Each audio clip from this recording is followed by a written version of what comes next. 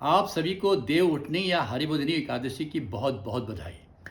अब प्रश्न सामने ये आ रहा है कि एकादशी का व्रत कब करें। एकादशी आ गई और अभी तक तय नहीं है कि 1 नवंबर को एकादशी का व्रत करें या 2 नवंबर को। मित्रों, स्मार्त लोग जो हैं, गृहस्थ लोग जो हैं, उनका व्रत 1 नवंबर को होगा। ये मैं नहीं कह रहा हूँ, पद्म पुराण कह रहा है। ये मैं नहीं कह रहा हूँ, वृद्ध वशिष्ठ कह रहा है, हमारे शास्त्र कह रहे हैं। कोई चिंता मत करिए।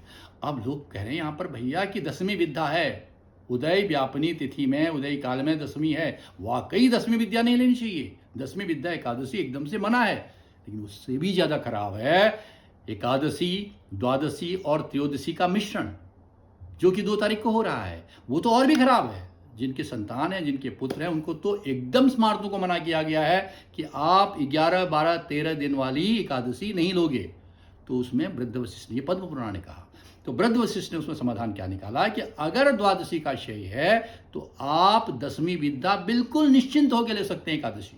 तो इसलिए 1 तारीख को दसवीं विद्या एकादशी होने के बावजूद स्मार्तों का व्रत होगा और वैष्णवों का जो व्रत होगा वो 2 को होगा। अब ये तय कर लीजिए कि आप स्मार्त हैं या वैष्णव हैं। हम सभी स्मार्त हैं। जो गृहस्थ हैं वो स्मार्त हैं। विष्णु भगवान को मानने से ये वैष्णव शैव वाला वैष्णव नहीं है। ये वो वैष्णव हैं जो कि सन्यासी हैं, यति हैं, वैखानस आदि संप्रदाय से जिनको दीक्षा दी गई है, जिनकी पीढ़ियों में दीक्षित होते आ रहे हैं लोग, कंठीमाला जपते हैं, छुपा के जप करते हैं, वो सब लोग वैष्णव हैं। और विधवाओं को भी वैष्णव की श्रेणी में लिया गया है। इसलिए स्मार्तों का व्रत 1 तारीख को, वैष्णवों का व्रत 2 तारीख को। ये बात पूरी हो गई। अब उसके बाद आता है तुलसी विवाह कब होगा। तुलसी विवाह आप 2 तारीख को करिए। इतवार है, हाँ, इतवार को भी हो सकता है।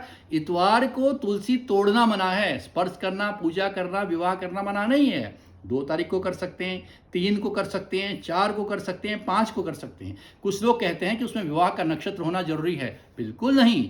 देव उठनी एकादशी, हरिबोधिनी एकादशी तुलसी विवाह के लिए सबसे प्रशस्त दिन है और उसके पूर्णमासी तक के जो 5 दिन प्रशस्त हैं। कभी भी आप तुलसी विवाह करिए, उस तरह से करिए जैसे घर में विवाह हो रहा है। आप सभी को तुलसी विवाह की और देव उठनी एकादशी की बहुत बहुत बधाई।